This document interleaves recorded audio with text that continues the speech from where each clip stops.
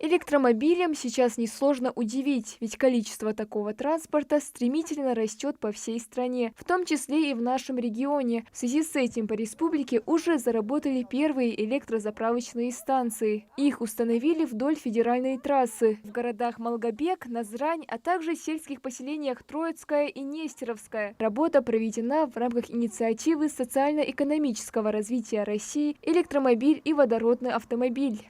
Республика Ингушетия заключила соглашение с Минэнерго России, в рамках которого нам предоставили субсидии для софинансирования части затрат инвесторов, возникающих при строительстве зарядочных станций в количестве 10 единиц.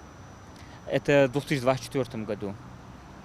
На данный момент уже построены и введены в эксплуатацию 4 зарядочные станции.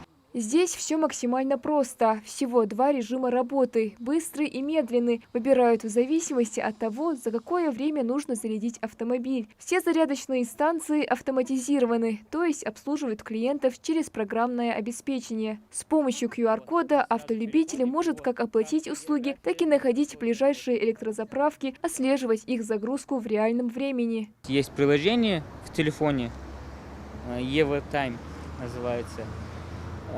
Вот, мы сразу переходим, и вот карта, география, месторасположения. Вот тут это где мы расположены.